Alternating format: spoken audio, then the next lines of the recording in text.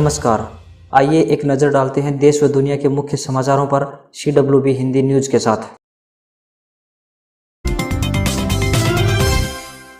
गृह मंत्री अनिल विज ने सोनीपत के खरखोदा में वेयर हाउस से लॉकडाउन के दौरान भारी मात्रा में शराब बाहर निकलने और इन गोदामों के अंदर दूसरे प्रदेशों में बिकने वाली शराब मिलने के मामले के तार इंटरस्टेट गैंग से जुड़े होने की बात कही है। उन्होंने इस बात पर आश्चर्य जाहिर किया है कि करोड़ों की शराब गायब हो जाने के बाद भी इस मामले में आबकारी विभाग के अफसर शिकायत देने से क्यों कतरा रहे हैं। उन्होंने साफ कर दिया है कि इस मामले में कोई कितना भी बड़ा व्यक्ति क्यों नहीं हो, बख्शा नहीं जाएगा। कई बातों से यह साफ हो जाता है कि पूरे लॉकडाउन के दौरान जमकर खेल हुआ है और इसमें अधिकारियों की मिलीभगत थी। हमने अपने विभाग के 2 निरीक्षकों सहित सभी आरोपितों के विरुद्ध केस दर्ज किया है। इस मामले में किसी भी व्यक्ति को बख्शा नहीं जाएगा, भले ही वो कितना भी प्रभावशाली क्यों ना हो।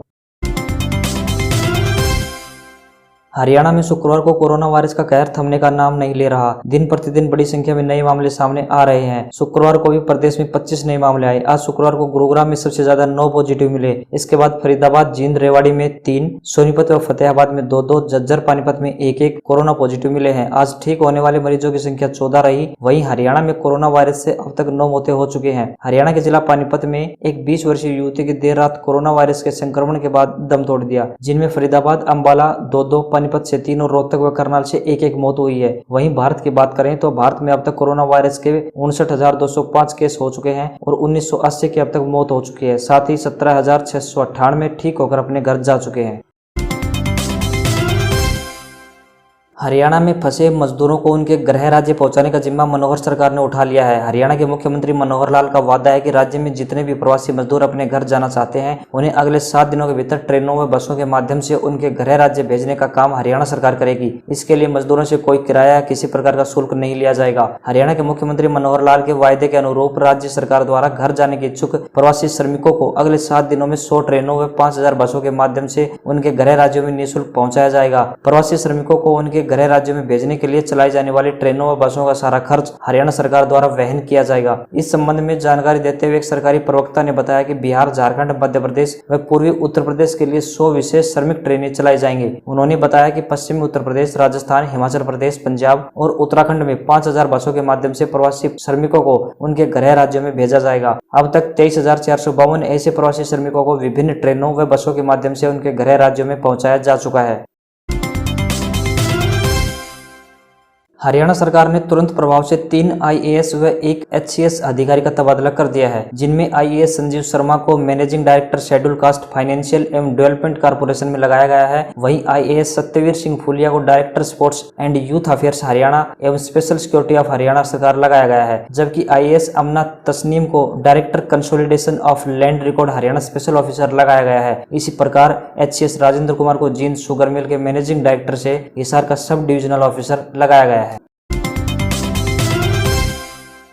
अब खबर रेवाड़ी से। कोविड-19 की मार से बचे हुए रेवाड़ी में शुक्रवार को उस समय हड़कंप मच गया जब एक साथ 3 कोरोना पॉजिटिव पाए गए। शहर के सेक्टर 4 में रहने वाली महिला व उनकी बेटी सहित साथ ही उनके मकान में किराए पर रहने वाली एक महिला की रिपोर्ट भी पॉजिटिव आई है। रिपोर्ट आने के बाद जिला प्रशासन व स्वास्थ्य विभाग सुरक्षा चक्कर मजबूत करने में जुट गया। वहीं सेक्टर 4 को पूरी तरह से सील करके कंटेनमेंट जोन बना दिया गया है। आपको बता दें कि महिला के पति सेना में तैनात है। महिला का मायका दिल्ली में है। महिला की मां को कैंसर की बीमारी है। मां से मिलने के लिए ही महिला लॉकडाउन से पूर्व अपने 2 बच्चों के साथ मायके गई थी। वहां मायके में महिला अपने भाई के साथ मां के उपचार के लिए दिल्ली व गुरुग्राम के कई अस्पतालों में भी गई थी। इसके अतिरिक्त लॉकडाउन के बावजूद महिला का रेवाड़ी भी आना जाना रहा। अब हाल ही में 2 मई को महिला अपने मायके से वापस लौटी थी। बृहस्पतिवार सुबह महिला को जानकारी मिली कि उसका भाई कोरोना पॉजिटिव पाया गया है। चूंकि महिला सीधे तौर पर अपने भाई के संपर्क में रही थी और उनको खुद को व उनकी बेटी को बुखार भी आया हुआ था, इसीलिए बृहस्पतिवार को ही वह नागरिक अस्पताल में पहुंच गई थी। महिला से पूरी जानकारी मिलने के बाद स्वास्थ्य विभाग अलर्ट हो गया था।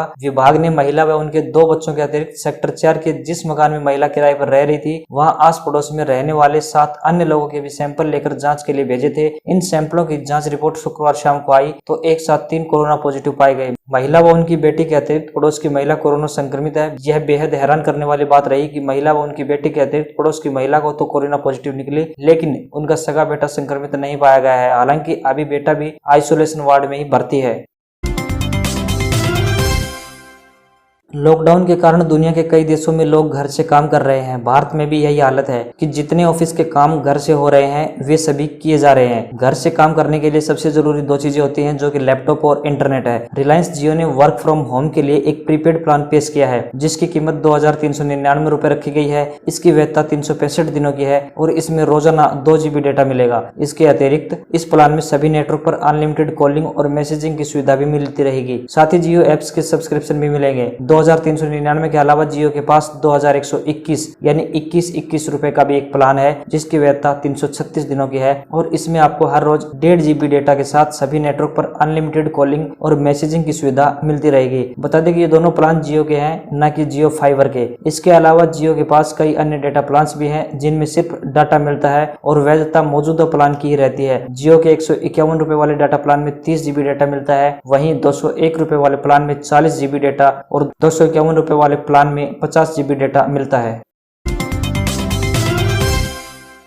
कोरोना संकट के बीच एक और जहां अर्थव्यवस्था का बुरा हाल है, तो वहीं सोने चांदी की कीमतों में बढ़ोतरी देखने को मिल रही है। आज सोने के भाव में भारी बढ़ोतरी हुई है। 24 कैरेट सोने का भाव 357 रुपए महंगा हो गया है, जिसके बाद 10 ग्राम सोने की कीमत 46,221 रुपए हो गई है। वहीं एमसेक्स पर चांदी वायदा में 0.71% की तेजी दिखाई दी। चांदी की हाजिर मांग के चलते जुलाई डिलीवरी के लिए चांदी का वायदा भाव 43,431 रुपए प्रति किलो तक पहुंच गया। बता दें कि भारत सरकार ने लॉकडाउन में सॉवरेन गोल्ड बॉन्ड स्कीम की शुरुआत की है। पहली किस्त खत्म होने के बाद अब इस महीने दूसरी किस्त शुरू की जाएगी। जानकारी के अनुसार 11 से 15 मई के बीच सॉवरेन गोल्ड बॉन्ड योजना के तहत निवेश पर सालाना 2.5% तक ब्याज भी मिलता है।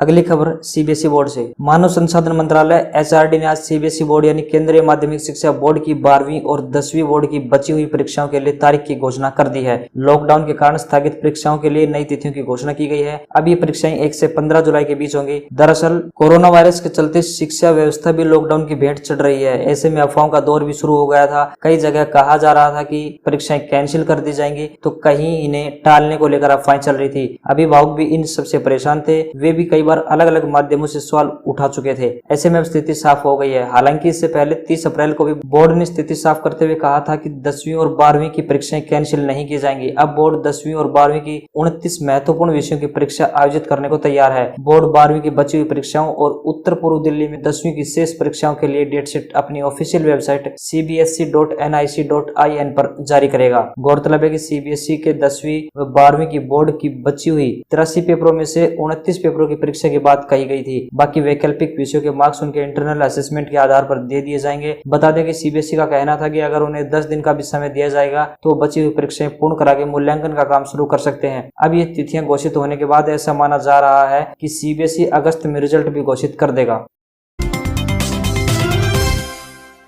मारुति सुजुकी सेलेरियो के सीएनजी वेरिएंट का भारतीय बाजार में मुकाबला अगर हम Hyundai grand i10 NIOS CNG variant से करें तो आपके लिए कौन सी गाड़ी ज्यादा फायदेमंद होगी, इस रिपोर्ट में आपको सारी जानकारी मिलेगी। लेकिन इससे पहले बता दें कि बाजार में फैक्ट्री फिटेड सीएनजी गाड़ियां ही ज्यादा सफल हो रही हैं और साथ ही इन गाड़ियों का माइलेज भी काफी बेहतर माना जाता है। इसलिए हम दोनों गाड़ियों के स्पेसिफिकेशंस, माइलेज और कीमत को लेकर कंपेरिजन करने जा रहे हैं। इससे पहले बता दें कि दिल्ली में इस वक्त सीएनजी की कीमत 42 रुपए प्रति किलोग्राम है। पावर और स्पेसिफिकेशन के मामले में मारुति सुजुकी सेलेरियो में 998 सीसी का 4 सिलेंडर वाला इंजन मिलता है। माइलेज की बात करें तो मारुति सुजुकी का माइलेज 31.76 किलोमीटर पर केजी है। वहीं Hyundai grand i10 NIOS CNG में 1197 सीसी का इंजन मिलता है। अगर ट्रांसमिशन की बात करें तो ग्रैंड i10 का इंजन 5 स्पीड मैनुअल गियरबॉक्स से लैस है। इसके सीएनजी वेरिएंट का माइलेज 20.7 किलोमीटर पर केजी है। दोनों ही गाड़ियों में 60 लीटर फ्यूल टैंक क्षमता मिलती है। मारुति सुजुकी सेलेरियो सीएनजी तथा Hyundai grand i10 NIOS CNG दोनों ही गाड़ियों के फ्रंट में डिस्क और रियर में ड्रम ब्रेक दिए गए हैं। मारुति सुजुकी सेलेरियो सीएनजी की शुरुआती एक्स शोरूम कीमत 5.30 लाख रुपए से लेकर 5.87 लाख रुपए एक्स शोरूम दिल्ली है। वहीं Hyundai grand i10 CNG variant की शुरुआती कीमत 6.62 लाख रुपए से लेकर के 7.16 लाख रुपए एक्स शोरूम दिल्ली तक जाती है। अगली खबर राजस्थान से। राजस्थान में तेजी से बढ़ता मामला सरकार के लिए बड़ी चिंता का विषय बनता जा रहा है। हर तरफ सावधानियां बरतने के बावजूद कोरोना केस थमने के बजाय बेकाबू होता जा रहा है। शुक्रवार सुबह तक 26 नए संक्रमित केस पाए गए हैं। इनमें से कोटा में 8, जयपुर में 6, पाली में 5, उदयपुर, झालावाड़ और अजमेर में 2-2, अलवर में 1 पॉजिटिव मरीज मिला है। इसके साथ ही राज्य में कुल कोरोना संक्रमितों की संख्या बढ़कर 3453 पर पहुंच गई है। वहीं अजमेर में 1 मरीज की मौत हो गई है। इससे कुल मौतों की संख्या 99 पर पहुंच गया। प्रदेश में संक्रमण के सबसे ज्यादा केस जयपुर में है। यहाँ 1121 मरीज पाए गए हैं। अजमेर में 1 और कोरोना के मरीज की मौत हो गई है। इससे राजस्थान में कोरोना से अब तक 99 लोगों की मौत हुई है। इनमें से कोटा में 10, भीलवाड़ा में 2, जयपुर में 55, जोधपुर में 16, नागौर में 2, सीकर में 2, भरतपुर में 2, 1 प्रतापगढ़, अजमेर में 3, चित्तौड़गढ़ में 2, 1 अलवर, 1 बीकानेर, 1 सवाई माधोपुर और टोंक में 1 मरीज की मौत हो चुकी है। आइए एक नजर डालते हैं आज के इतिहास पर। 1540 उदयपुर मेवाड़ में सिसोदिया राजवंश के राजा महाराणा प्रताप का जन्म हुआ। 1576 महाराणा प्रताप और अकबर के बीच हल्दी घाटी का युद्ध शुरू हुआ। 1653 विश्व विख्यात ऐतिहासिक इमारत ताजमहल का निर्माण 22 वर्ष के निरंतर परिश्रम के बाद संपन्न हुआ। 1866 स्वतंत्रता सेनानी, समाजसेवी, विचारक एवं समाज सुधारक गोपाल कृष्ण गोखले का जन्म हुआ। 1874 बॉम्बे वर्तमान मुंबई में पहली बार घोड़े से खींची जाने वाली ट्राम कार शुरू हुई। 1947 विश्व बैंक ने पहला ऋण फ्रांस को दिया। 1975 पहली विद्युत टंकण मशीन बनाई गई। 1986 माउंट एवरेस्ट हिमालय पर पहुंचने वाले सर्वप्रथम व्यक्ति तेनजिंग नार्गे का निधन हुआ। 1995 हिंदी के जाने माने निबंधकार कन्हैयालाल मिश्र प्रभाकर का निधन हुआ। 1998 प्रसिद्ध भारतीय गजल गायक और अभिनेता तलत महमूद का निधन हुआ। 2003 गूगल ने इंटरनेट प्रोग्राम एडसेंस पेश किया। 2004 चेचन्या में एक विस्फोट में वहां के राष्ट्रपति अहमद कादरोव का निधन हुआ। 2009 नासा ने चांद पर पानी की खोज के टोही यान भेजा।